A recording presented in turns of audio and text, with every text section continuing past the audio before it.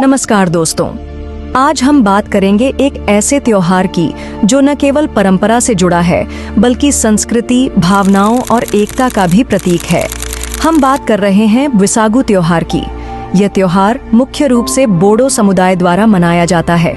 वैसे तो असम की विभिन्न जातियों में इसे अलग अलग नामों से जाना जाता है, लेकिन बोडो समाज में इसे बिसागु कहा जाता है। अब आप सोच रहे होंगे, ये बिसागु आखिर है क्या? बिसागु एक बेहद खास और पवित्र त्योहार है जो नए साल के अवसर पर मनाया जाता है। जिस तरह अंग्रेजी कैलेंडर होता है, वैसे ही हमारे यहाँ भी बंगाली कैलेंडर होता है। इसी कैलेंडर के अनुसार इस त्योहार का आयोजन होता है। अब मैं आपको गहराई में तो नहीं ले जाऊंगा, क्योंकि बिसागु से जुड़ी परंपराएं, नियम और रस्में इतनी विस्तृत हैं कि अगर एक एक चीज समझाने लगूं तो वीडियो बहुत लंबा हो जाएगा। इसलिए मैं आप लोगों को एक आसान तरीके से एक्सप्लेन करके बता देता हूँ। इस पर्व की शुरुआत होती है साल के अंतिम दिन, यानी सेट्रो 31 तारीख की सुबह। जैसे ही मुर्गा बांग देता है, घर के लोग उठ खड़े होते हैं और नहा धो के तैयार हो जाते हैं, क्योंकि ऐसा माना जाता है कि अगर सूरज निकलने से पहले न उठे तो इंसान आलसी बन जाता है और फिर सबसे पहले अपने गायों की सेवा करते हैं। उनके सींगों और खुरों में तेल लगाया जाता है। इसके बाद बर्तनों के पीछे जो काला जमाव होता है, जिसे बोडो भाषा में हांगर कहा जाता है, उसे खुरच कर तेल में मिलाया जाता है और उसे गायों में लगाया जाता है। और फिर लौकी, बैंगन और कच्ची हल्दी को गोल गोल काट कर उनसे माला बनाई जाती है जो गायों को पहनाई जाती है। फिर उन्हें नदी या तालाब ले जाया जाता है, जहां उनका पारंपरिक तरीके से स्नान करवाया जाता है। स्नान के समय गाना गाया जाता है।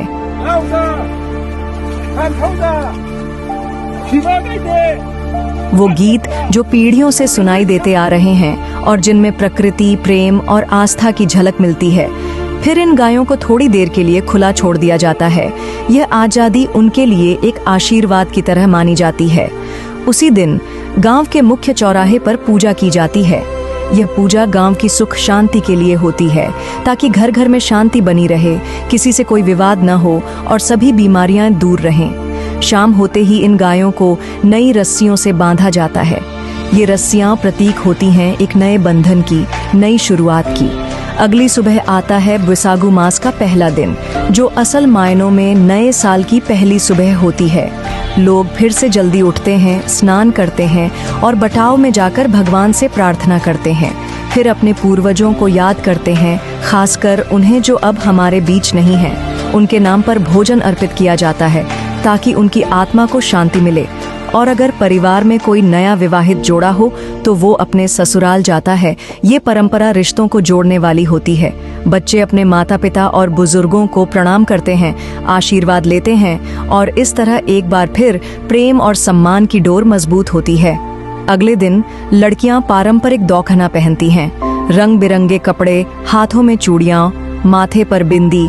लड़के गामसा और रौनाई पहनते हैं। और हाँ, उस दिन अक्सर प्रेमी अपने प्रेमिका को गामसा और रौनाई देने की कोशिश करते हैं, एक प्रेम निशानी के रूप में। फिर सब मिलकर गांव के हर घर में जाकर लोकगीत गाते हैं, ढोल और बांसुरी बजाते हैं और नाचते हैं। जिस घर में वे नाचते हैं, वहाँ के लोग प्रेम से उन्हें जो भी दे सकते हैं, चावल, आलू, पैसे या कुछ मीठा, वह लोग उसे स्वीकार करते हैं।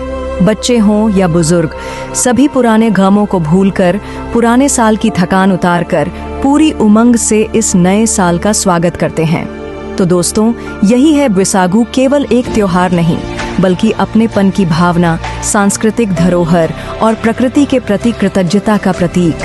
हर गीत, हर नृत्य, हर रस्म में छुपा होता है एक संदेश।